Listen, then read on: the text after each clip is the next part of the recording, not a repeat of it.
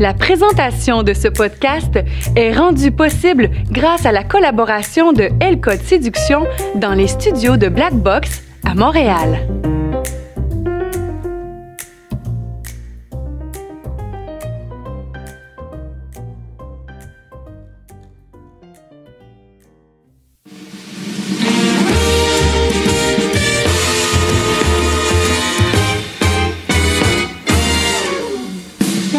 Bienvenue au Delicious Show. Et aujourd'hui, c'est le début de la saison 2 et on vous arrive avec un nouveau concept, mesdames et messieurs. Nous allons, oui, jouer un petit jeu pendant l'entrevue. C'est le jeu de la personnalité ninja. Alors, la question qui tue, c'est toi, oui, toi. Est-ce que tu as une personnalité ninja? Est-ce que notre invité a une personnalité ninja? C'est ce qu'on va savoir parce que ce soir, on est avec Pascal Rochette. Yes! Bienvenue! Welcome aboard! Bonsoir David, ça me fait super plaisir. Je suis vraiment contente d'être là pour vous. Ben, ça fait plaisir aussi. Donc, et d'ailleurs, qu'est-ce qu'il y a de nouveau aussi pour la saison 2, début de la saison 2 aujourd'hui? On a un nouveau partenaire! Et je vous donne un indice, mais ça va être un petit secret. Il y a le mot Big Phil dedans. Mais on vous en dit pas plus pour l'instant. Merci Big Phil. Donc, super Pascal, on a 3 thèmes. Alors, comme à l'habitude, ça on le garde. Comme à l'habitude, on va avoir 3 grands thèmes. On va peut-être aller ailleurs, mais le coup de la feuille, le monde m'a dit qu'il aimait ça. On va le garder. Donc, premier thème, on va parler le slam. C'est intriguant. C'est quoi ça, le slam? On va rentrer là-dedans. On va parler de abstinence et Lacalou, personnage pour enfants. On est dans l'originalité aujourd'hui. Alors, je commence avec la question qui tue. C'est quoi ça, le slam? Qu'est-ce que ça mange en hiver? C'est quoi ça, le slam? Ben, du slam, c'est ni plus ni moins de la poésie déclamée. Ça a apparu en 88, c'était sous forme de... La poésie déclamée, tu dis? Ben, c'est de la poésie, mais au lieu d'être juste lue, dans slam, il y a toute la composante livrée devant le public. Ensuite, à la différence de la poésie, ben, ça va être des sujets plus engagés. Ça va être sous forme de joute, donc de bataille entre des candidats. C'est le public qui vote. Donc, du slam, là, j'entends des gens dire ben, ça ressemble à du rap. Oui, finalement, ça ressemble à du rap. C'est juste que le slam, traditionnellement, ça se faisait là, sous forme de compétition, puis c'était le public qui était appelé à voter là, pour... C'est quoi, t'as comme 2 personnes, une devant l'autre, je lance des choses de poésie, le public, il dit oui, non, c'est un peu comme un battle de rap? Les candidats passent à tour de rôle, puis là, il y a des gens parmi le public qui sont choisis pour être les juges. Puis, tu sais, ici au Québec, on a quelques ambassadeurs là, du slam. J'ai pas fait énormément de compétition, mais disons que j'ai eu vite la piqûre. T'sais, pour moi, ça a été un moyen d'expression qui me correspondait, puis je dirais même plus, ça a été pour moi une libération que d'épouser le slam. Mais ça, c'est quoi? Tu t'en vas dans un bar? C'est là que ça se passe où? Ça se fait en personne, je suppose? Oui, souvent, ça se fait dans des bars, dans des endroits. Moi, je le pratiquais beaucoup. En fait, je dis du slam, mais je pourrais aussi te dire plus la poésie. Tu sais, pour moi, ça a été vraiment l'impact des mots. Me retrouver dans les mots, écrire. J'ai fait quelques soirées de slam, mais c'était pas... Mon intention n'était pas... Tu sais, j'ai gagné un concours dans ma région. Il y avait un thème qui avait été imposé. On avait Ivy qui nous avait fait une formation. Mais tu sais, souvent, quand je dis aux gens... C'est qui ça, Ivy? Ivy, c'est un gars de Montréal qui est super bon, un super bon slameur. OK. Il y en a d'autres aussi là, que je pourrais nommer que je trouve vraiment impressionnants. En ce moment, il y en a un qui a fait un slam justement sur l'abstinence qui est en train de rouler beaucoup. David Gaudreau, qui est un slameur aussi émérite. Mais tu sais, souvent, moi, ce que je dis aux gens, c'est un exemple vaut 1000 mots. Quand tu me demandes c'est quoi du slam, je dis, ben, tu sais, je vais te faire un petit... Certainement. On est tout oui. Ah, j'aime ça. Moi, je m'étais fait mon autoportrait en slam. Parce que quand je faisais des démarches pour des concours de chant ou des événements artistiques, on me demandait de me définir. Puis j'étais toujours un peu embêtée par la question. Mais tu sais, des concours de chant, parce que je suis aussi chanteuse. Je fais des chansons. Fait que quand je faisais des concours ou des démarches par rapport à ça, on me demandait souvent, décris-toi. Puis j'étais toujours embêtée. Fait que j'avais trouvé l'idée de me faire mon autoportrait, un peu comme un peintre ferait son autoportrait, mais en slam. L'autoportrait a changé un peu avec les années, là, mais ça donne... ça donne un exemple quand même. Moi, je suis une personne fascinée par la vie, par les humains et leur langage, pour qui trouver le mot précis doit être un devoir, un adage. Énergumène qui s'assume, grande enfant au cœur d'artichaut, femme dont la flamme s'allume, pourvu qu'il fasse juste un peu chaud. Je suis frénétique et gourmande, parlez-moi de sujets mordants. J'aime le bon vin et la romance, mais s'il vous plaît, ayez du cran. Mon sourire, c'est ma carte d'entrée, mes intuitions, mes paramètres. Chaque jour est une expérience, une lutte entre l'être et le paraître. Ainsi s'active le volcan, toujours assoiffé d'engloutir le fake, le froid et les tourments. On dit qu'il propage le rire. Il y a du thinking en arrière de ça. Hein? T'as pas dû pondre ça en 2 minutes, je suppose? Je sais pas. Étonnamment, oui. Ah ouais? Mais, ça a sorti comme ça? Oui, mais je pense pas que je suis la responsable de mon inspiration. T'sais. Je pense que quand on devient inspiré, on est comme visité par quelque chose qui nous habite puis qui est plus grand que nous, auquel on donne la possibilité de se manifester. Que dire de plus? OK. Bon, puis là, si je veux comprendre ça, je suppose qu'on peut aller taper des choses sur Internet puis voir ça en vidéo, des gens qui font... Ben là, tu viens de nous en faire, mais on peut... Oui, David Godreau, super bon à Lévis. En France, on a entendu beaucoup parler de Grand Corps Malade. C'est un exemple de slam. Mais tu sais, en même temps, je pense qu'on peut aussi se permettre de décloisonner là, les slameurs, dans le sens que la poésie, le slam, le rap, ils ont tous le même dénominateur commun, c'est utiliser le rythme puis le pouvoir de ce que suggèrent les mots pour libérer des émotions qui ont besoin d'être entendues. Mais toi, le slam, pour toi, c'est quoi exactement? C'est-tu une passion? C'est-tu une genre de thérapie, entre guillemets? C'est quoi? Moi, j'ai... un loisir? Je sais pas. Moi, j'ai longtemps dans ma vie pratiqué la grève de la parole pour montrer aux gens que j'étais fru. Ouais. Puis jusqu'à ce que je réalise que c'est parfaitement inefficace. Ouais, c'est intéressant. La seule personne à qui tu fais mal quand tu fais ça, c'est à toi-même. Tu sais. Puis plus jeune, quand je vivais de la colère, parce qu'aujourd'hui, je suis capable de dire, tu sais, je travaille avec les enfants, puis je suis capable de leur dire la colère est normale, elle est légitime, puis elle est là chez tout le monde, tu sais. La différence, c'est que comment tu l'exprimes, ta colère. Tu sais, il y a des façons qui sont bonnes, puis il y a des façons qui sont à bannir d'exprimer ta colère. Puis, bref, moi, avant de me permettre d'exprimer ma colère par écrit, parce que moi, c'est par écrit que j'ai exprimé ma colère, j'ai longtemps essayé de juste la renier, de la refouler et de ne pas parler de ces sentiments-là, jusqu'à ce que ça atteigne un niveau.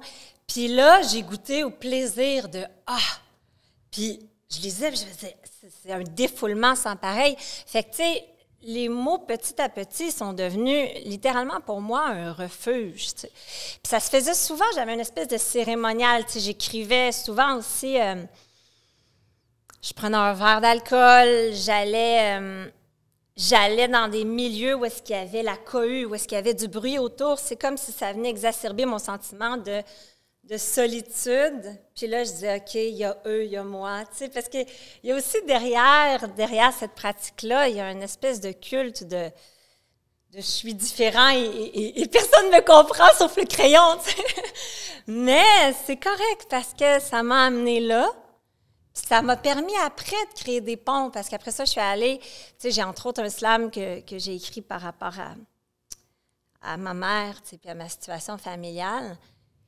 Puis quand je le faisais dans les maisons des jeunes, ça me guérissait. Parce que les jeunes venaient me voir et me disaient « c'est vraiment la même chose que j'ai vécu. Merci tellement pour ça. Qu'est-ce que tu faisais dans la Maison des Jeunes?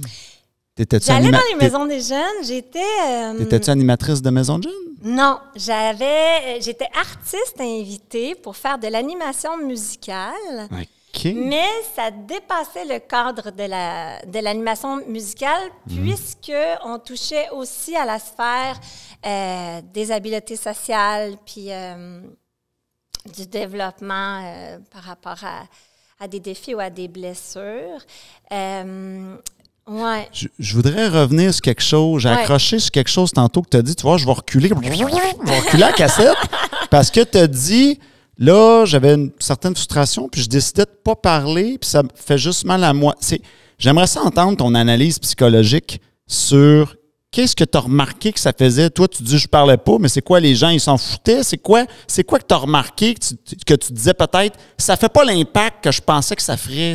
C'est quoi ton analyse de ça? Tu sais, moi, je remontais, t'as remonté, là, mais moi aussi, je vais remonter loin. Oui, vas-y. Là, je te fais une rétrospective quand j'étais jeune. Là, puis à une époque très charnière de la vie, là, l'adolescence, tu sais, l'adolescence, ça brasse, puis je vivais toutes sortes comme n'importe quel adolescent, là, c'est pas original. À l'adolescence, on vit un sentiment d'injustice, d'être incompris, tout ça. Mais il reste que j'avais des mécontentements qui étaient valables, qui étaient légitimes, puis j'étais incapable de les nommer à ma mère, OK. Bon, moi, j'ai une famille de 6 enfants, une famille merveilleuse, mais tu sais, une famille avec des valeurs, une famille droite, une famille aimante, une famille, c'est vraiment une richesse là, inouïe. Là, merci la vie. Mais tu sais, c'est ça, puis je boudais. En fait, je boudais, puis j'ai boudé à ma mère, j'ai boudé à ma soeur, je boudais, moi, au lieu de parler, puis ça ressortait dans mes rêves, ça ressortait. Alors, OK. Oui. Fait que c'était, si je comprends bien, est-ce que c'était comme plus avec la famille ou c'était aussi avec tes amis à l'école, etc.? C'était-tu un peu avec tout le monde? J'avais de la misère à dire les vraies choses, puis je pense que moins on parle... moins on s'assume, moins on s'aime, plus on risque d'aller vers des comportements d'autodestruction ou de fuite. Tu sais, c'est interrelié tout ça. Ouais. Mais les gens diraient, ben non, Pascal, elle a toujours parlé. Mais j'ai toujours parlé, mais tu sais, il y a une différence entre parler puis vraiment communiquer. Hein? Parler puis communiquer. Oh! Je pense qu'on a une question dans la salle. Oui, parce que tu parlais justement d'exprimer avec tes émotions avec ton crayon puis tes mots, mais tu le fais pas juste ça parce que j'ai vu comme quelques-uns de tes slams, puis les émotions rattachées au sujet du slam sont jamais les mêmes. Si je pense à Femme de toute heure, là, je pense que c'est ça. Il est beaucoup plus léger que si tu parles du slam qui était d'actualité au moment où tu as écrit L'arsenal de la guerre avec ta mère. T'sais. Oui. Il y a ça aussi qui est différent de juste lire une poésie du slam. C'est que l'émotion, tu peux mettre de l'émotion, c'est limite théâtral, dans le fond, un texte de slam, de ce que j'ai cru comprendre. Absolument. Puis j'imagine que de juste sortir tes émotions, pas juste par écrit, mais parce que ton corps, finalement, ça t'a aidé à sortir de ta coquille. Oui, c'est vrai. Tu sais, le fait non seulement de les écrire, mais de les déclamer. J'aime tellement déclamer du slam. J'aime tellement... D'ailleurs, je vais t'en faire un autre, si tu veux, David. Je les prends toutes. Parce qu'il est encore actuel. Moi, je rêve d'un monde au rapport purement asexué. Je rêve d'un monde où je rencontre sans qu'il y ait de retombées. Je rêve d'un monde où je te comble sans t'avoir embrassé. Je rêve d'un monde qu'on raconte. Je rêve qu'il peut exister. Je rêve d'un monde où chaque jour, je pourrais recommencer à blanchir ce qui est immonde, à construire du léger. Je rêve d'un monde où l'icône qu'on veut dévoiler, c'est le fou, le honteux, tout ce qu'on cherche à cacher. Je rêve d'un monde, d'un moment exalté, prolongé, sans remords qui nous ronge, sans amertume dans le nez. Je rêve d'un monde, je vous l'annonce, il pourrait commencer. Il ne demande qu'on renonce à nos modèles coincés. Que dire de plus? C'est encore. T'as bien raison. Ah oui, hein? T'as bien raison. Ouais. Tabarnouche, elle nous en met plein la gueule. Fait juste Mais là, j'arrête. Là, je suis pas Ça là. fait pas longtemps que l'émission a commencé, puis je suis déjà comme ça. OK. Mais d'ailleurs, David, là, c'est trop approprié pour que je te sorte le petit cadeau que Oui, j'avais OK. pour toi. C'est mon recueil de poésie que je t'ai dédicacé. Ah oui. Ah, mon Dieu. Je me permets de dire d'ailleurs qu'il y a une personne dans la salle qui a contribué largement à ce que ce rêve-là soit concrétisé. Merci beaucoup, Mélissa. Les deux que tu viens de me dire là, sont-tu là-dedans? Oui, je t'ai lu.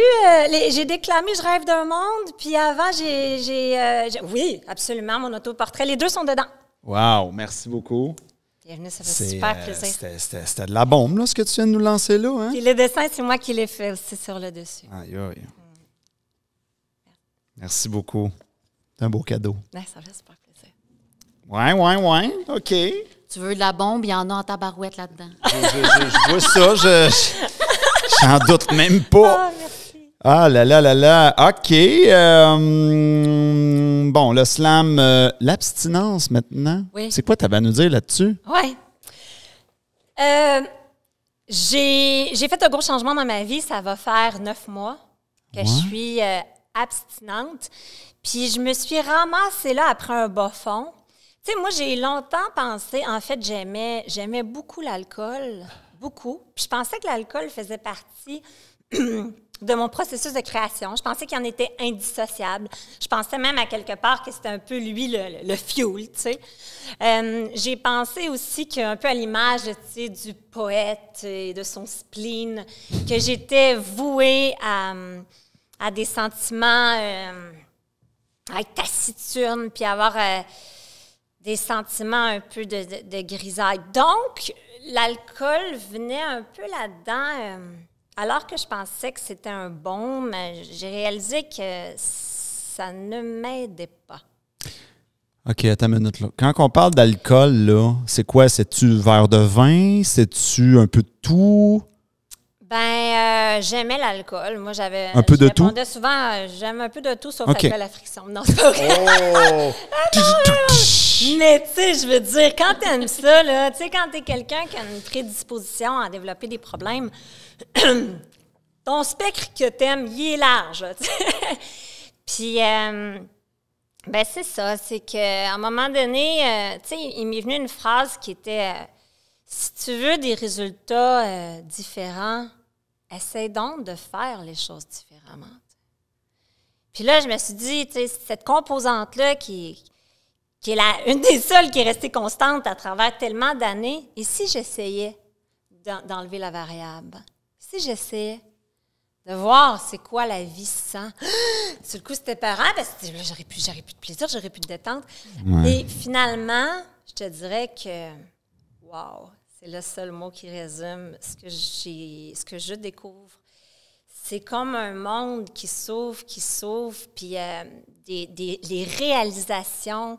Tu sais, quand tu arrêtes de consommer, tu es obligé de dealer la vie sobre. Donc, tu es obligé de développer des moyens, parce que sinon, tu crèves.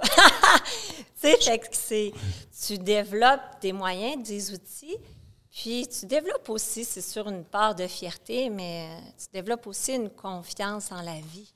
Puis moi, je disais toujours, moi, je suis une peureuse courageuse. Puis un jour, quand j'ai décidé que j'arrêtais de boire complètement, j'ai dit, maintenant, je veux être juste une courageuse. Je veux plus être peureuse. Et je te dirais que les peurs s'envolent. C'est vraiment impressionnant. On parlait de quelle fréquence? C'était-tu un petit verre de vin tous les soirs? C'était-tu... OK. C'était à tous les jours. Tu sais, quand c'est rendu... Parce que, excuse-moi, je voulais pas te couper, mais Ben non. j'essaie de comprendre le dosage dans le sens... Parce que je pense que le dosage est important dans l'analyse. Est-ce que tu dirais la même chose, parce que toute l'analyse que tu viens de nous faire, est-ce que tu dirais la même chose à quelqu'un, par exemple, le monsieur, madame, tout le monde, qui dit, ben moi, je bois juste 2 verres de vin le samedi soir, puis le reste de la semaine, je bois pas. Est-ce que tu aurais la même analyse pour eux? Bien, c'est sûr qu'il y a le critère de la démesure, là, tu sais, dans le sens que moi, Ouais. j'avais de la misère à m'arrêter. Là. OK. C'est sûr OK, que je comprends. ça, tu sais, tu tu te rends à avoir des trous de mémoire, tu sais, c'est parce que tu es allé bien trop loin, tu te rends à vomir, tu es allé bien trop loin. Mais je rajouterais à ça aussi, parce que c'est pas, à mon avis, pour que tu réalises que c'est un peu néfaste dans ta vie, c'est pas nécessaire que tu te rendes à te rendre malade, mais c'est plutôt quand ça prend trop de place. C'est ça. Parce que c'est pas un élément qui va être constructif, qui va t'aider à tu sais, quand moi, je faisais ma journée de travail, là, puis j'étais rendue à... C'était trop une pensée obsédante. Je voulais reprendre la maîtrise de ma pensée. L'alcool était rendu qu'elle avait la maîtrise de ma pensée parce qu'elle revenait comme une pensée obsessionnelle beaucoup trop fréquemment. Puis après ça, après, c'est le désespoir. Je veux dire, quand tu as bu, ton lendemain, tu es au désespoir. Tu files comme de la... Vous savez quoi? Mais, tu sais, je t'écoute me parler depuis tantôt, puis là, je suis intrigué parce que j'essaie de comprendre. Ça paraît que tu as beaucoup de connaissances sur l'humain, les émotions, tout. Oui, inquiète-toi pas, je l'ai piffé. Pif, ben là, tu me flattes, je me trouve encore très... Mon pif, mais je vais te garder mon analyse crunchy pour la fin, mais j'aimerais ça comprendre, ça vient de où tes connaissances? Est-ce que est-ce que tu vas me dire, exemple, moi, j'ai testé beaucoup de choses, j'ai expérimenté beaucoup, tout j'ai appris là, ou tu vas me dire, j'ai expérimenté, en plus, j'ai fait du développement personnel, en plus, j'ai étudié la psychologie. Je veux comprendre ça. C'est une bonne question. Moi, je viens d'un milieu très intellectuel. J'avais un grand-père, mon grand-père, c'était un chirurgien, professeur à l'université, puis qui était passionné par la nature. Tu sais, quand j'allais chez mes grands-parents, il y avait toujours un gros livre avec les oiseaux. Puis à chaque fois, il se faisait un devoir de m'enseigner sur les oiseaux, reconnaître leurs cris. Tu sais. Puis aujourd'hui, ça fait partie de mes intérêts.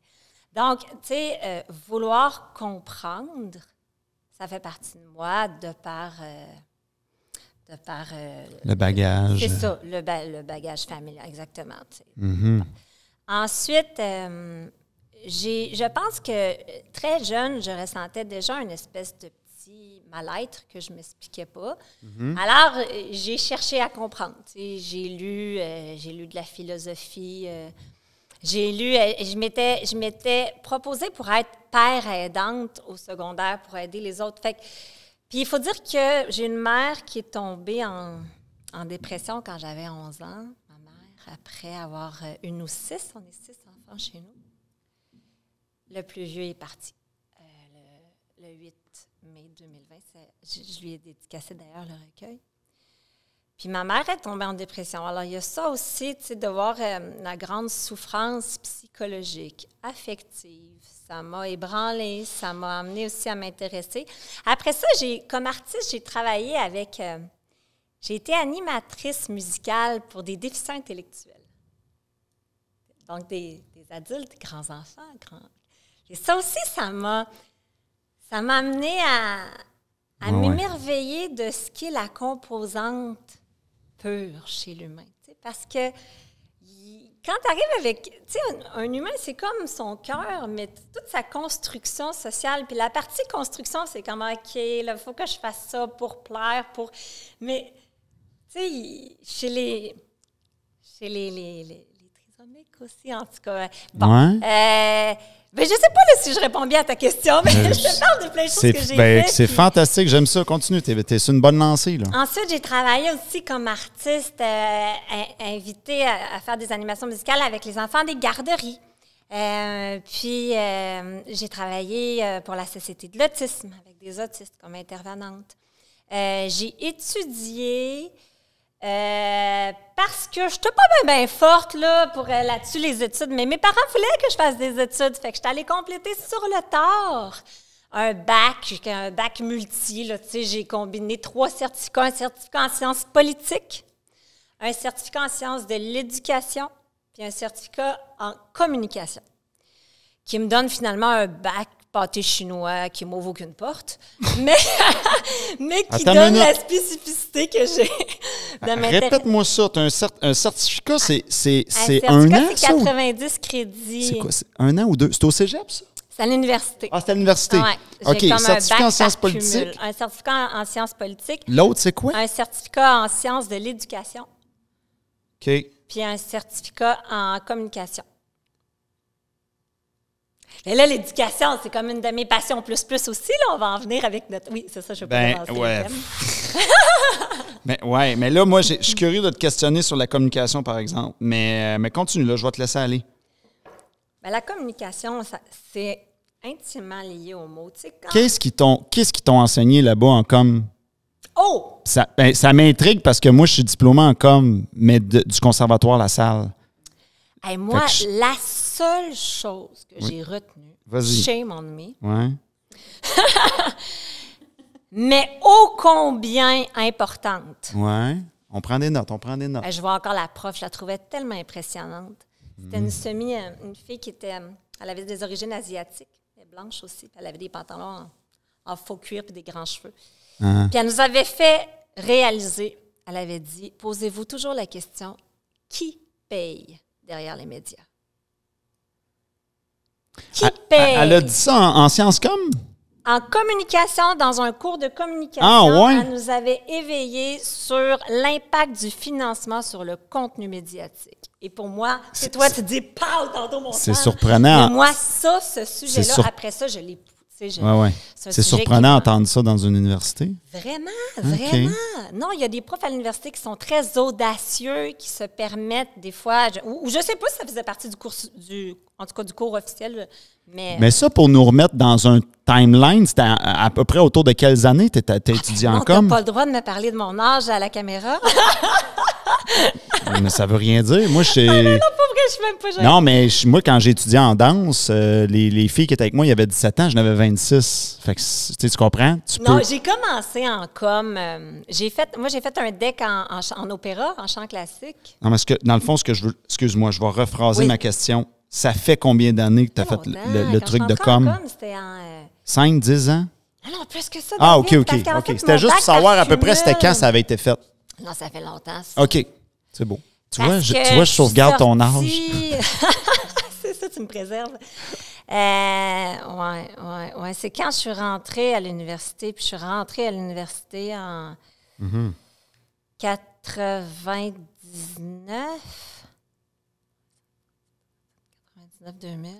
OK, ça donne une idée. OK, intéressant. Donc, pour répondre à la question de tantôt, comment ça que tu as toutes ces connaissances-là? Bien là, on a la réponse. Tu as été partout. C'est pas compliqué. Là. Il y a Flash, puis il y a toi. Flash éparpillé. C'est Flash qui va vite. Tu n'as pas une technique en éducation spécialisée aussi? Ben oui! Tu as une technique en quoi? Ben c'est mon travail. J'ai une technique en éducation spécialisée. Je suis éducatrice spécialisée de métier maintenant depuis 6 ans. Mais là, en tout, là, toutes ces études-là, là, je suis curieux au niveau des études. Tu as fait combien d'années d'études en tout, avec ces 4 affaires-là? Non, mais pas tant que ça, là, parce que, tu sais, un certificat, c'est 1 an. Fait que c'est l'équivalent d'un bac en termes d'années. Fait que, tu sais, 3 certificats, c'est comme 3 ans. Puis, sciences de l'éducation, je suis allée le faire à distance, par après, des années après. Sciences politiques, ça, c'était avant, là, c'était à la même époque. J'avais quitté communication pour rentrer dans le département de Sciences Po. Oui. OK. Puis là, après ça, j'ai été des années comme artiste à faire des ateliers musicaux. Puis, je suis tombée enceinte. Puis là, j'ai cherché à avoir un travail qui était plus sécure. Mm-hmm. Puis tu veux nous en parler de tes trucs d'éducatrice? Bien, ce que je veux, oui, je peux vous parler de mon travail d'éducatrice spécialisée, mais ce que je veux vous parler surtout, c'est de Lacalou. Vas-y. Alors, Lacalou, c'est mon personnage pour enfants. Oui. Puis, un peu comme un passe-partout, je fais des capsules éducatives, mais sur tout ce qui me passionne. Parce qu'en fait, ce que je me suis donné comme mission, tu sais, je trouve ça un peu déplorable de voir les enfants consommer beaucoup de TikTok, puis souvent, c'est beaucoup comme du divertissement, de l'anecdotique, du fait divers, du saugrenu. Puis, ça les amuse. OK, c'est correct, là, il en faut de l'amusement, mais... Puis, des fois aussi, je déplore qu'il y ait beaucoup de valorisation de la superficialité, de la consommation. Alors, Lacalou s'est donné comme mission d'arriver à émerveiller les enfants par la nature. Parce que la nature, puis là, je pense à mon grand-papa Gilles, qui mettait son livre d'oiseaux. Puis alors, il y a plein de sujets. Tu sais, je vais parler de plantes, je vais parler des animaux, je vais parler aussi, je touche à la portion habileté sociale parce que je veux donner des trucs aux enfants. D'abord, je veux leur donner les moyens pour mieux communiquer, puis aussi trouver des trucs pour mieux s'autoréguler. Alors, tu sais, je vais dire, moi, pour aller mieux, qu'est-ce que je fais pour aller mieux? Puis ça va toujours être, au lieu de dire, vous devriez, ça va être comme, la Calou va être un exemple de choses qui sont proposées pour aller mieux, puis pour aussi nourrir l'émerveillement pour la nature, parce que je pense qu'on vient de la nature, puis on retourne à la nature, puis parfois on l'oublie. La face qu'elle me fait, ça vaut $1 million. OK, boy, j'avais une question, mais là, je l'ai échappée. Je m'excuse. Non, mais c'était super, ça m'a fait rire, là. OK. J'ai perdu mon affaire. Je te saoule avec mes mots, hein? Non, j'avais une moi, piste, c'est puis là, je l'ai échappé. Colin, la Calou. Ouais, j'ai eu un flash quand tu as dit autoréguler. Oui. Moi, ce que je veux savoir, parce que là, tantôt, on a vu là, que tu as touché à tout, tu as fait beaucoup de choses expérientielles avec différents types d'humains, si je peux le dire. Ouais. Tu as aussi été dans le domaine études théoriques, je peux dire, tu sais, université, Ouais. etc. Mais au niveau gestion interne, autorégulation, t'as-tu fait...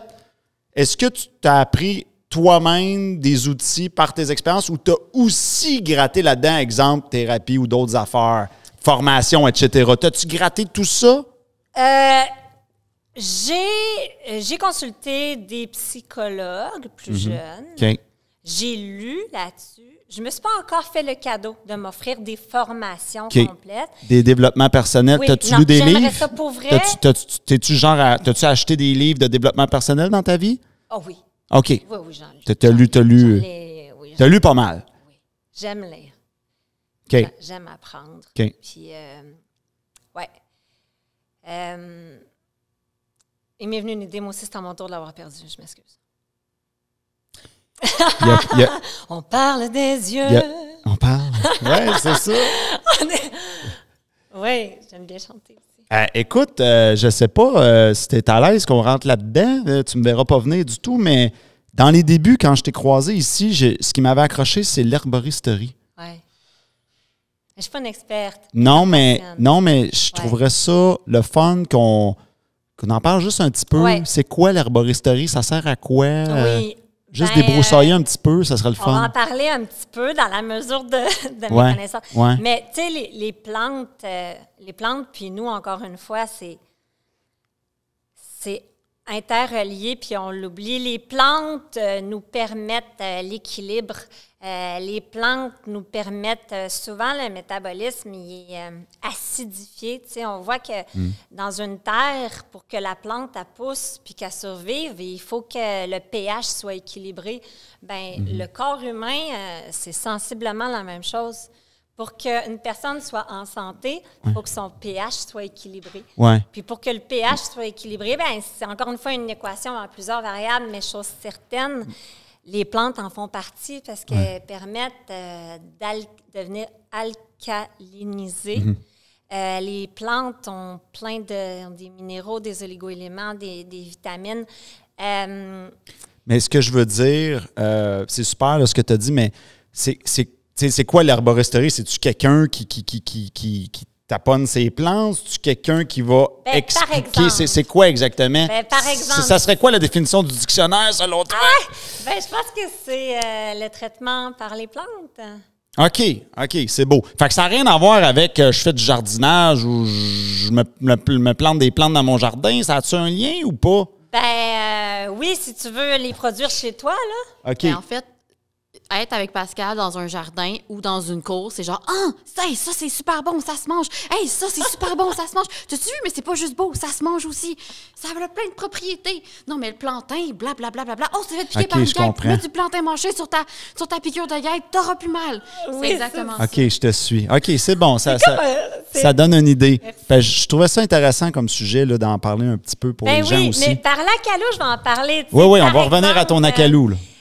Exemple concret, par terre dans nos terrains, on a tous là, des petits, je les appelle les trèfles en cœur pour les enfants. Genre, tu sais, ceux qui ressemblent à des trèfles mais qui sont en cœur, ben, ça s'appelle de l'oxalis.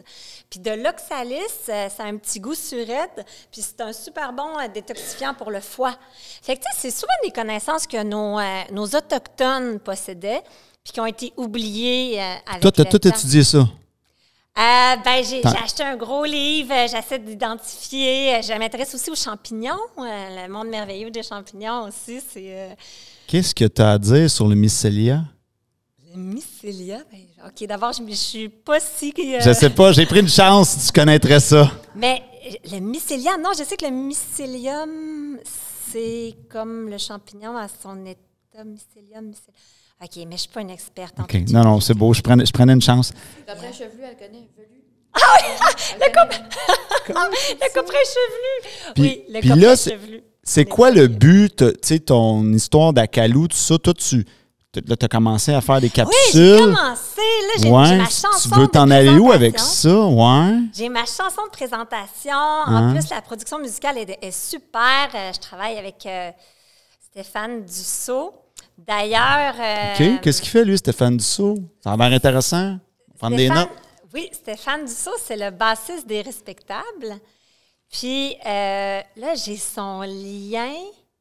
Je ne l'ai pas. Mais, attends une minute. Là, mais lui, il fait la... Oui. Je comprends pas. Là. Tu dis tu travailles avec lui pour qu'il fasse ta musique. Il a fait... Oui, ça, c'est une chanson que j'avais déjà faite. Parce que l'Acalou, c'est un projet... qui est évolutif, que j'avais commencé il y a des années. J'avais produit des chansons. Puis là, je me sens prête. Tu sais, je vais t'avouer, David, que en étant une fille qui consommait beaucoup d'alcool, je me sentais pas digne d'être une ambassadrice pour les enfants. Ouais, OK, je te suis jusque-là. Ouais. Il y avait ça. Il y avait aussi le fait que, en termes de développement personnel, là, comme on parlait, je n'étais pas assez solide pour l'assumer avec les risques que ça comporte, les risques de se tromper, les risques de me faire dire toutes sortes de critiques. Puis là, aujourd'hui, je suis vraiment prête à le lancer. T'sais. Fait que cette chanson-là, c'est une chanson que j'avais faite en collaboration avec un jeune là, il y a quelques années, puis que j'ai ressorti. Puis c'est Stéphane Dussault qui a fait la prod de la chanson. Lui, il est réalisateur. Puis quand l'Acalou va faire des chansons, elle va travailler avec Stéphane Dussault. Là, je m'en veux parce que je n'ai pas le lien, mais je l'ai mis sur YouTube, le lien du studio de Stéphane, qui est vraiment... Alors, pour tout le projet, le volet musical, c'est Stéphane qui prend en charge. Puis, ben moi, je produis les petites capsules courtes, 30 secondes. L'autre fois, une fois, ça peut être un piano à pouce. Je fais une chanson parce que je chante aussi, puis j'invente des chansons. D'autres fois, ça va être l'oxalis qu'on va découvrir puis ses propriétés. D'autres fois, ça va être le raton laveur qui est tellement merveilleux. Fait que, tu sais, le but étant toujours de ramener les enfants à l'émerveillement de la nature. Puis aussi, je pense, plus on s'émerveille de la nature, plus on est dans le respect. Plus on est dans l'émerveillement, plus on est dans le respect. Mais là, OK, mais là, je comprends pas, OK? Ah, c'est peut-être moi qui ai dit. Non, mais c'est bon ce que tu me dis, mais ce que je comprends pas, c'est, là, tu fais des vidéos de TikTok, mais le but de tout ça, c'est quoi? Tu veux faire comme une émission? Tu voudrais-tu en vivre un jour? Oui, je veux vraiment vivre un jour. Je comprends pas la patente. Puis même que je vais arrêter de dire « je vais ». OK. Je vais vivre de l'Acalou. Ouais. J'ai même des objets l'Acalou qui vont être vendus. OK. Fait que tu voudrais créer une entreprise autour de ça? Ça serait une émission de TV ou une émission... Éventuellement, l'Acalou à la télé. Éventuellement, des gros rassemblements faite à la façon Lacalou, avec une portion même... C'est un modèle d'affaires complet, là, la Calou. Là. Ouais. Et là, tu ferais quoi si ça se met à marcher fort? Tu ferais quoi? Tu quitterais ton travail actuel? Oui, sans problème. OK, fait que la Calou, c'est vraiment ton bébé, là. C'est vraiment, tu sais, là, je reprends l'expression, mais être sur son X, là, ça me parle, là, c'est comme, la Calou est prête, elle est là, puis je comprends peu mieux, importe, contre vents et marées, elle va déployer ses couleurs. Là, je vais arriver avec la question plate, par exemple. Hein? La question plate, comment t'as abordé ça? Tu t'es dit, je me lance, puis je me réajuste? Ou tu t'es dit, je me lance, je me réajuste, mais en même temps, je vais commencer à penser à faire un plan d'affaires? Y a-tu un plan d'affaires dans l'air ou pas? Bien, en fait, ce qui est le fun, c'est que, étant donné que les coûts sont vraiment, vraiment bas, pour ne pas dire nuls, vu que, je veux dire, l'investissement de base, c'est moi qui l'ai fait, je suis capable de me produire de façon complètement autonome. Je fais les montages, je filme avec ma caméra, avec mon éclairage. Fait que je vois pas encore la nécessité de faire un plan d'affaires dans le moment, même si j'ai pensé à du branding. Là, il y a des objets qui vont être en vente bientôt, qui représentent la Calou. Mais... Puis présentement, c'est où qu'on peut voir ça? Je sais qu'il y a TikTok. Il y a TikTok, il y a YouTube. OK, YouTube aussi. On a le lien sur TikTok, on a le lien vers YouTube. Puis, éventuellement, la Calou va rentrer dans les écoles. Ouais. Ah oui, là, tu vas faire un carnage! Oui, je pense qu'on va faire un carnage dans les écoles. Là. Éventuellement, là, c'est comme mon secret. Ouais. En plus, je travaille dans une école. Fait que là, c'est une bonne idée, ça. J'attends là, un petit peu, là, parce que je veux pas non plus... Je vais y aller avec tact, puis avec c'est ça. Ça va être intriguant de voir ça aller d'un côté entrepreneurial, si je peux dire, là, de voir ça aller, comment tu vas faire ton chemin là-dedans. Oui, parce que la Calou, c'est quand même une animatrice jeunesse de la contre-culture. Oui. Mais moi, je considère, parce que venir... excuse-moi, vas-y. Non, mais tu sais, venir mettre à l'avant-plan des thèmes qui ne sont pas les thèmes dont on entend le plus parler auprès des jeunes, c'est quand... Mais moi, je suis prête à... T'es prête?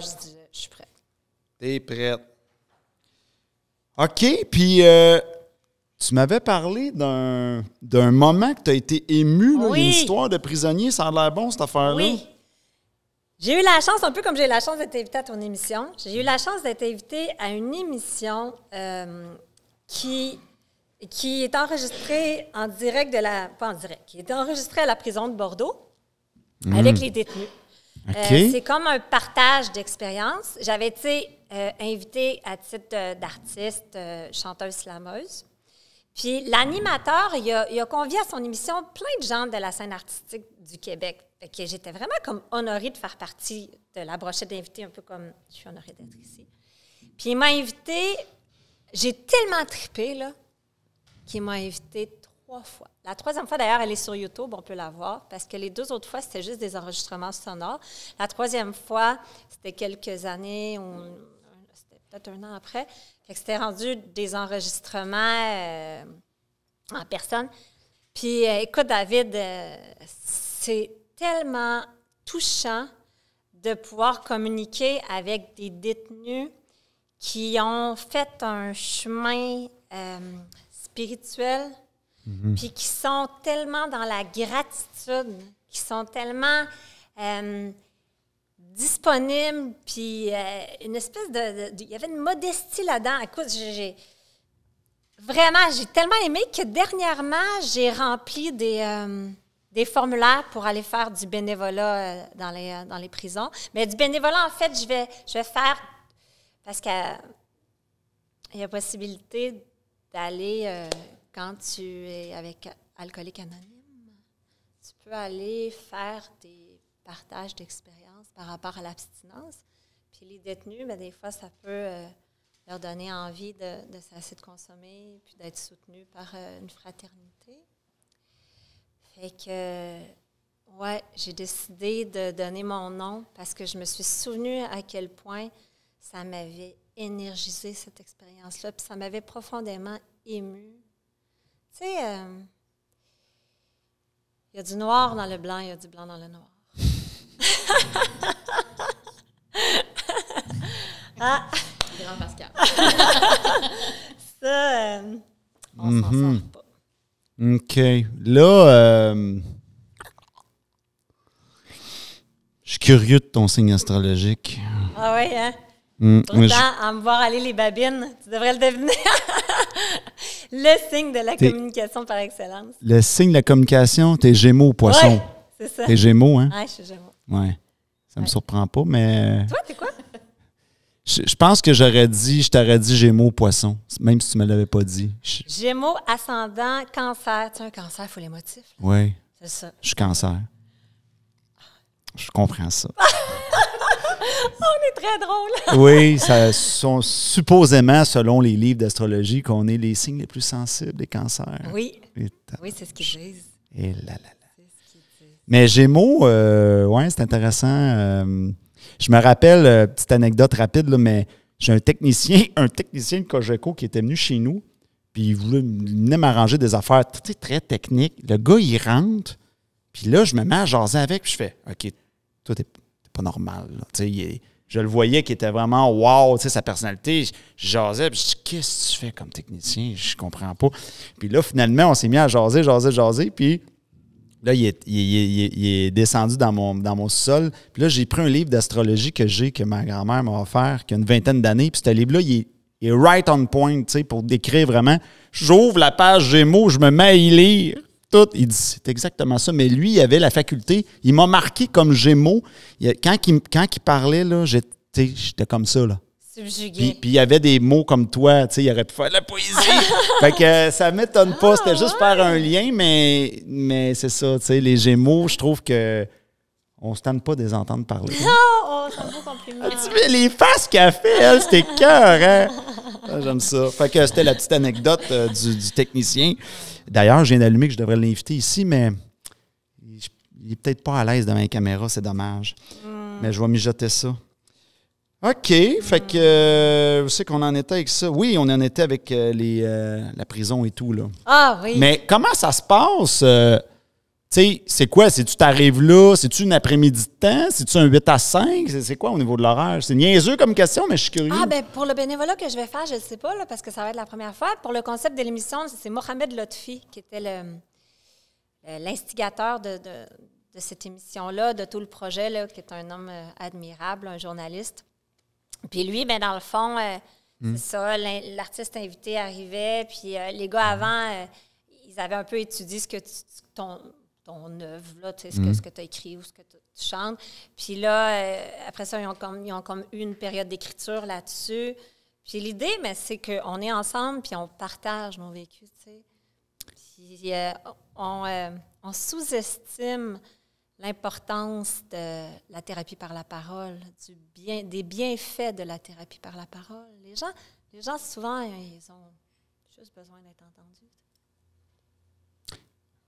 Oui, effectivement. Oui. Juste besoin d'être entendus. Puis les enfants, c'est pareil. Mais tu restais combien de temps à la prison, genre? On restait, c'était une émission qui durait... il y avait un montage qui était fait après. Mais en tout et partout, je restais peut-être 2 heures de temps. Mm-hmm.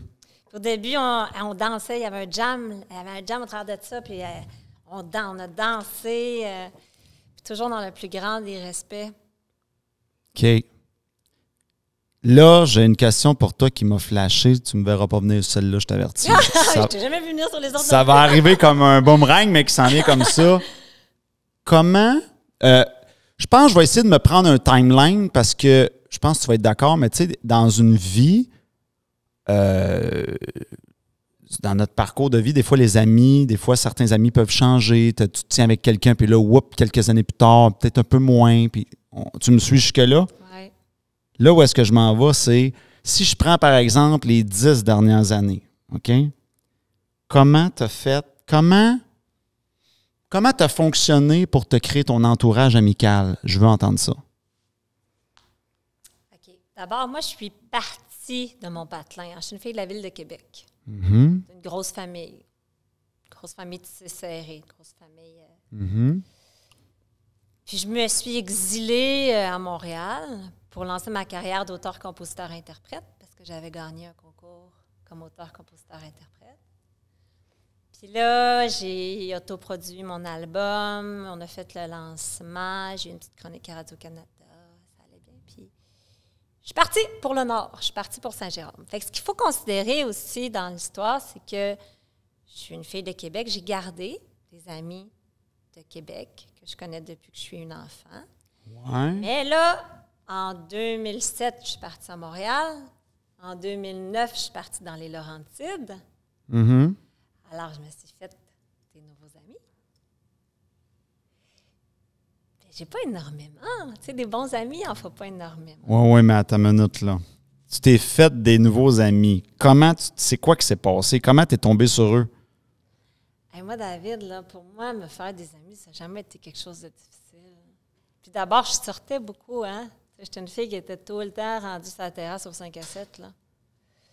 Fait que, tu sais, puis quand je suis arrivée dans les Laurentides, ben, c'était pour un gars. Fait que là, du coup, tu sais, j'ai été mis en contact avec son réseau à lui. Puis ces gars-là, ben, il y avait des blondes, je me faisais amis avec les blondes.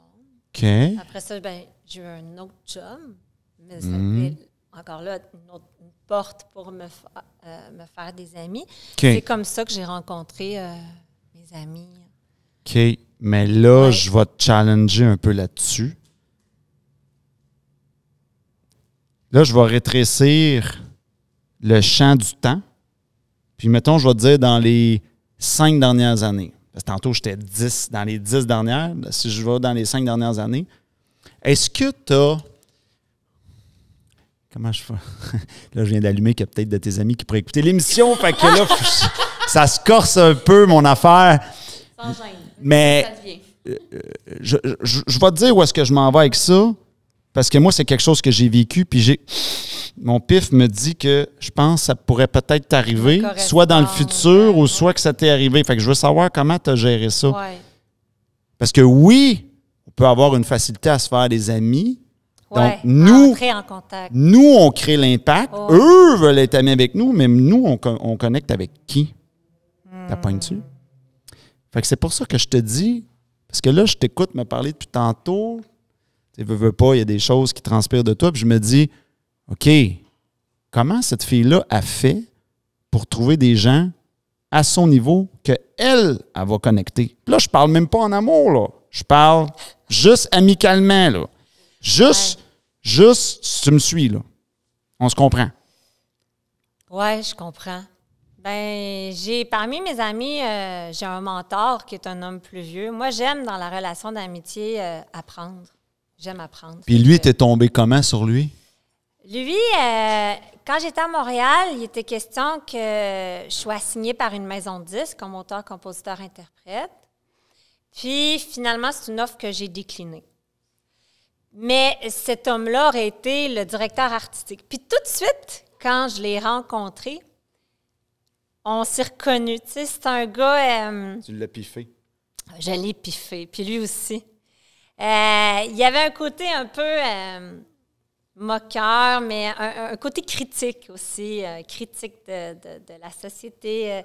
Un côté, un détachement, une légèreté en même temps qu'une conscience. Là, bon, alors, je me nourris, moi, d'amitié avec des gens plus vieux. J'ai une marraine aussi, j'ai une femme plus âgée que moi qui a un vécu impressionnant aussi, puis qui... Fait que ça n'a pas été un défi. Tu cliquais, il cliquait, puis tu as réussi à les trouver facilement. C'est ça que tu me dis? Mais je comprends qu'est-ce que tu veux dire, David. Puis oui, là, il y a eu des fois, oui. Oui, il y a des fois où il y a des gens que j'aurais peut-être voulu comme ami, puis j'avais pas assez de confiance en moi pour le montrer ou faire ce qu'il fallait. Maintenant, oui, mais longtemps, pendant des années. OK. Est-ce que je peux me permettre? Vas-y. En fait, moi, j'ai rencontré Pascal justement dans un souper entre amis. Puis ce qui m'avait frappé, c'est non seulement sa luminosité, sa fraîcheur, le fait, je suis aussi une femme de mots, mais moins accomplie que Pascal, mettons. Puis moi, je me suis reconnue un peu dans elle, puis j'ai comme vraiment aimé le fait qu'elle voulait comme percer avec les mots. Puis ce qui a fait qu'on est restés amis, c'est justement sa sensibilité, puis le fait qu'elle prend personne de haut malgré son ultra beau vocabulaire. C'est juste quelqu'un de très humble, puis qui est juste comme, on s'aime, puis on refait le monde, point, ensemble. Puis quand on est capable de juste écouter, puis de faire comme... Tu sais, elle est super parlable aussi, fait que tu fais comme, ben, je pense que tu penses de telle affaire, puis comme, ah oui, c'est vrai, puis on fait du pouce là-dessus, tu sais. Fait que c'est juste réconfortant et jovial, puis en même temps, c'est une bouffée de fraîcheur. Fait que justement, parce qu'elle s'émerveille avec un papillon, genre, qui passe, puis qui a des couleurs spéciales. Merci, mon ami. C'est ça. Bon. Je vais rentrer là-dedans, dans l'émerveillement. Comment tu fais pour garder ton émerveillement? Tu sais, parce que je pense qu'un des défis que monsieur, madame, tout le monde peuvent avoir, qui est on va le dire comme ça, un ennemi de l'émerveillement, c'est les responsabilités. Ouais. Fait que, tu sais, on vieillit, on veut pas, il faut s'occuper de ci, il faut s'occuper de ça. Il y a des gens qui ont des enfants, s'occuper de la maison, nanana. Bref, Ouais. Fait que là, les responsabilités, tu sais, c'est comme un hamster qui... Oui. Comment tu as fait pour garder ton C'est une émerveillement? bonne question, je l'aime ta question. Mais je pense qu'il y a un côté qui devait faire partie de ma nature, là, mais tu sais, je suis un bon capteur, moi. Je suis une hypersensible, ça vient avec ses moins aussi, tu sais, je suis une hypersensible, fait que je sue, je suis une hypersensible, fait que j'ai de la misère à dormir, je suis une hyper, tu sais, sauf que je feel aussi les gens, puis le fait que je feel peut-être leur gêne, leur réticence, leur blessure, ça me permet d'être à l'écoute et ça permet aux gens de dévoiler peut-être leur authenticité, puis peut-être. Mais je vois le beau. Je vois le beau chez les gens. Et je m'entraîne aussi. Il faut dire que j'ai appris dans les derniers temps, c'est un entraînement. Mettre ses yeux sur le positif, c'est littéralement un entraînement. Parce que c'est facile, puis je le sais que je ne suis pas la seule à l'avoir dit. Sur le plateau ici, tu as reçu plein de gens inspirants qui l'ont nommé, mais on ne le répétera jamais trop, ça. C'est un entraînement de mettre ses yeux sur le positif. Puis je dirais, là, je vais faire la TS en bas. C'est pas juste un entraînement, c'est un devoir. Je vais faire la maîtrise d'école. Non, mais on se doit de mettre les yeux sur le positif pour être agréable pour les gens autour. Mais c'est pas facile. Cette espèce de leçon-là que tu viens de nous dire, est-ce que c'est toi qui l'as comprise consciemment ou tu te l'as fait enseigner plus jeune par un mentor? Je me suis fait enseigner beaucoup dans les alcooliques anonymes aussi. La gratitude. Okay. Mais c'est pas juste eux là, qui, chez les bouddhistes, c'est dans le développement personnel. Chez les bouddhistes, tu as gratté ça? Pas tant que ça. Parce que tu vois, mon premier tatou ici, là, qui date d'il y a plusieurs années, là, j'avais fait tatouer « La foi est l'antidote à la folie ». La foi est l'antidote à la folie. Donc déjà, je réalisais que c'est l'espérance qui vient anéantir la perte de repères puis l'angoisse que ça génère. T'sais. Fait que ça, c'est une chose. Moi, je dirais, un des piliers de l'émerveillement, c'est la foi. Puis l'autre pilier, c'est ton entraînement à mettre tes yeux sur les miracles au quotidien parce que chacun de nous vit des miracles au quotidien. Moi, j'essaie d'entraîner ma fille de 6 ans à voir les miracles au quotidien. Puis plus on les voit, plus il y en a. Mais l'inverse, c'est vrai aussi.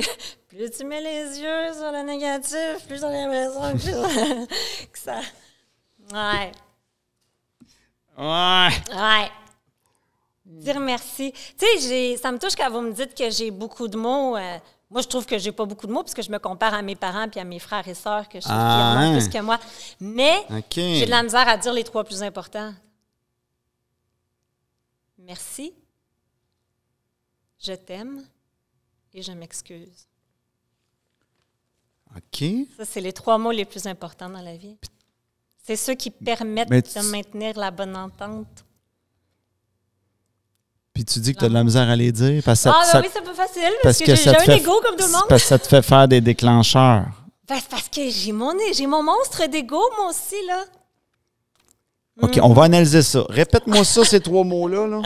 Répète-moi ça tranquillement. Les 3 mots les plus difficiles, les plus puissants pour construire de l'harmonie, puis de la réussite, puis de l'amour, c'est merci, je t'aime et je m'excuse. OK. Le je t'aime, je suis d'accord avec toi qu'il peut avoir un certain défi. Lui, je vais le prendre, puis je vais le mettre de côté. Je vais le mettre dans le congélateur pour l'instant. OK. Je veux qu'on attaque les deux autres. En quoi? Parce que moi, je le vois en niveau. Je t'aime, je pense qu'il est pas mal plus difficile qu'un merci ou un je m'excuse. C'est quoi qui bloque? C'est pas juste un merci comme tu me donnes une pointe de tarte. Ouais, vas-y donc. On va gratter ça. C'est vraiment de démontrer à l'autre la gratitude de ce qu'il fait pour toi parce que c'est pas facile. C'est facile de voir ce que nous, on fait pour les autres. OK. Beaucoup, parce qu'on est pris pas loin de notre nombril. Hein? Même si je veux m'en éloigner, il reste tout le temps là. OK, je comprends. Dans ce sens-là. Puis d'être capable de dire à l'autre personne, tu sais, je vois les pas que tu as fait, je vois les efforts. Merci. Merci de prendre la peine de m'écouter. Puis c'est quoi, toi, ça te fait faire... Quand tu y penses de le dire, tu te bloques parce que... Non, mais c'est parce que c'est facile d'être dans les insatisfactions. C'est tellement facile. OK, dans ce sens-là. Ouais. Fait que tu veux dire que tu as le travaillé pour peut-être le dire Ouais, plus. ouais. Puis l'autre, je m'excuse. Ben, je m'excuse. C'est parce que... Hein? Parce que souvent, quand on blesse les gens, c'était pas intentionnel. Puis souvent, des fois, les gens sont blessés parce qu'ils ont mal compris ce qu'on voulait dire. Fait que là, souvent, on est pogné pour s'excuser pour quelque chose qu'on... Mais au final, il faut le faire pareil. Parce qu'on ne perdra rien à s'excuser. On a tout à gagner. Même si OK. on n'a pas un blâme là, à prendre objectivement parlant. Mais tu sais, c'est de l'humilité. Ça, c'est un travail à tous les jours. Bon, ben Colin, c'était bien le fun tout ça. On arrive proche de la fin de l'épisode. On arrive au moment croustillant que tous attendaient, hein, le petit jeu du ninja. Donc, je vais prendre un temps pour expliquer un petit peu parce que c'est la première épisode. Donc, le jeu du ninja, l'idée, c'est que il y a 7 éléments. Mais tout ça, tu sais comment ça a commencé? Je vais prendre le temps quand même de l'expliquer. J'ai eu une invitée la saison passée qui était Gita et je me disais comment ça que je trouve que cette femme-là est aussi wow. Il doit y avoir de quoi, il faut que je réussisse à mettre des mots là-dessus. Et je confirme qu'elle était très wow hein? Et que je l'ai vue et que j'étais pendue à ses lèvres tout le long qu'elle parlait. Wow. Ah ben, je suis très content d'entendre ça. Et là, je me disais, il y a des éléments qui font en sorte que plus une personne a ces éléments-là, plus on fait wow. Et là, j'ai planché là-dessus pendant 2 mois. On a travaillé fort. T'as comme disséqué la question. J'ai disséqué la patente. Je dis, m'a craqué le secret de la caramel. Et là, je l'ai trouvé, mais je dois avouer que tu y as collaboré. Hein? Tu en as trouvé un. Et donc, voici les 7 éléments. C'est, est-ce que la personne a de la présence et de l'écoute? Donc, ça vient ensemble. Est-ce que la personne, quand elle me parle, est-ce qu'elle me fait faire des prises de conscience? Est-ce que la personne a de la curiosité, pas juste curiosité, plus, hein? Une curiosité plus. Est-ce que la personne est capable de s'émerveiller? Donc, c'est le 4e. Le 5e, est-ce que la personne a du charisme? Le charisme, c'est quoi ma définition du charisme? C'est si, par exemple, on écoute cette émission-là dans ma TV chez nous, est-ce que je suis scotché à ta face? Est-ce que je ne me tente pas de te regarder? Est-ce que j'ai l'impression que tu vas casser l'écran? Donc, ça, c'est le charisme. Est-ce que tu es engagé comme personne? Moi, j'ai déjà invité des invités ici qui m'ont dit « Je suis à Québec, le tournage est à Montréal, trop loin, tu n'es pas engagé. » C'est sûr, je te le donne pas! OK? Parce qu'il y a d'autres invités qui sont venus de Québec. Et tu as la sagesse. Et pourquoi Maître Ninja Hokage? C'est un petit clin d'œil aux gens qui ont écouté l'émission Naruto. Parce que dans Naruto, c'est un petit... Tu connais ça? Ça te dit quelque chose? Vaguement. Dans Naruto, dans le fond, c'est un petit garçon qui veut devenir le maître du village. Le maître du village, c'est le Hokage. C'est le ninja le plus fort, mais pas juste par ses pouvoirs, mais intérieurement aussi. C'est celui que quand il parle, tout le monde l'écoute, le respecte. C'est comme un premier ministre, mais avec de la sagesse. On s'entend? J'aime ça. Donc, fait que c'est pour ça le apprenti ninja, maître ninja et Hokage. Et là, je vais, avec ce petit jeu-là, ce qu'on va faire, c'est que je vais analyser tous les invités qui vont venir dans la saison. Et tu es la première, tu ouvres le jeu. Elle est d'accord à participer au jeu. Je me prête au jeu. Et pour mettre les gens aux aguets, à 4 éléments et moins, on est apprenti ninja. 5 éléments de ces 7-là, on est ninja. 6, on est maître ninja. Et 7, on est le fameux Hokage du village, qui est le chef du village que tout le monde respecte et tout ça. Là, tu vas délibérer. Je vais délibérer devant moi, là, live. sur ton cas. Alors, mon Dieu, comment dire ça? Je vais juste, avant de dire mon verdict, je vais mettre en situation, faire comprendre aux gens que la saison passée, si je prends tous les invités qui sont venus, on a eu une seule personne Hokage. C'est Guetta. Wow. C'est Guetta. On a eu quelques maîtres ninja. 2 ou 3 là, de mémoire. Donc, c'est quand même très, très, très rare et très difficile d'avoir 6 et 7. Là, c'est quand même difficile. Alors, roulement de tambour. Mesdames et messieurs, c'est pas arrangé avec le gars début, je vous le promets, mais tu es Hokage! Oui! C'est Hokage, mesdames et messieurs. Mon Dieu, 7 sur 7, c'est extrêmement rare. Donc, voilà. On va peut-être l'entendre dans le micro. Oui, Hokage, 7 sur 7. Aïe, David, je suis... OK.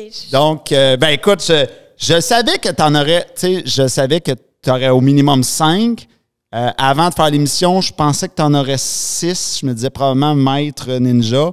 Mais là, écoute, regarde, je l'ai même noté. À 54 minutes de l'émission, quand il restait 54 minutes sur le compteur, j'ai dit, OK, c'est beau, là. Je n'ai assez vu être Hokage. Donc, voilà. OK. Je suis sans mots. Là, tu es en train de... OK. Moi, je suis en train de te dire que selon mon expérience et tout ce que j'ai vu, j'ai quand même coaché des milliers de personnes des 4 coins du Québec. J'ai une grosse expérience aussi. Tu as les 7 éléments, tu les as toutes. Mais tu sais, c'est fou, hein, parce qu'à l'intérieur de nous-mêmes, Tu te perçois pas comme ça? Hey, moi, j'ai le spectateur de moi-même, mon ennemi numéro 1. Ah, si je pouvais le coller ça au visage des fois. Puis lui, qu'est-ce qu'il me dit tout le temps? C'est que je suis pas assez quelque chose, je sais pas quoi, c'est tout le temps passé quelque chose. Fait que là, j'entends tout, puis ça, je pense que je vais l'utiliser. Félicitations. Pour assommer mon spectateur intérieur. À tout jamais. Écoute, c'est extrêmement rare. À mes yeux, c'est exceptionnel. Comme je te dis, c'est... Là, ça commence comme ça. On n'aura peut-être pas d'autres de la saison. Là. C'est rare des personnes Hokage, là. Ben là, je peux-tu te faire un câlin? Ben oui. Oh my God!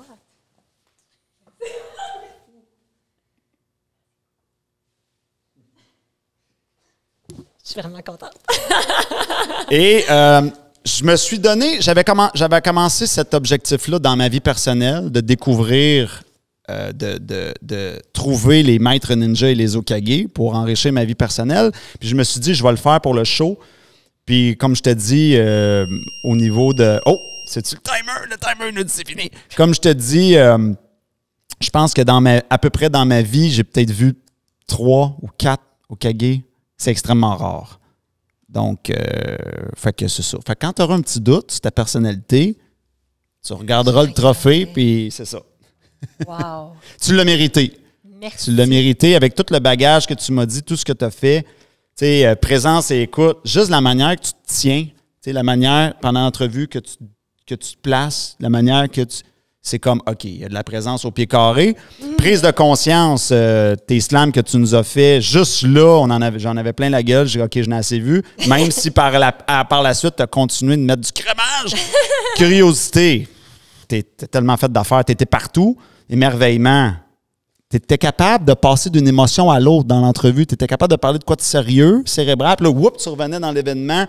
Il n'y a pas beaucoup de gens qui sont capables de faire ça. C'est vrai? Charisme, écoute, tu vas casser ma TV quand je vais la regarder.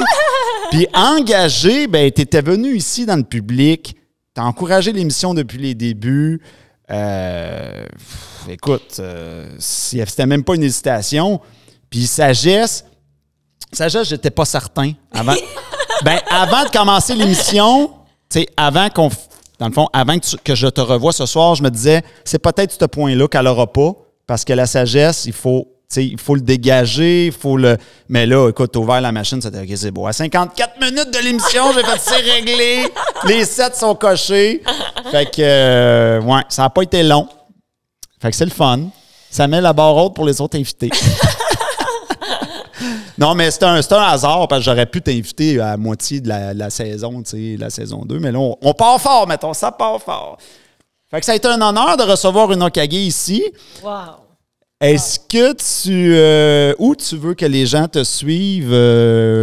Sur TikTok, Lacalou_jeunesse. Puis sur YouTube, rentrez Lacalou. Vous devriez le trouver. Sinon, vous pouvez venir sur Instagram. C'est Rochette Pascal. Puis là, vous allez voir aussi des choses qui appartiennent au domaine de l'artiste Pascal Rochette et non pas exclusivement du personnage pour enfants. Donc, Rochette Pascal sur Instagram. Puis, mon Facebook, je le garde un petit peu plus intime. Fait que lui, je vous... Ouais, alors ce serait les 3 endroits. Puis venez, j'aimerais ça. Vous venez parler avec moi, j'aimerais ça. Avoir vos feedbacks, vos idées, vos suggestions, vos commentaires. Maintenant, je suis prête à les recevoir.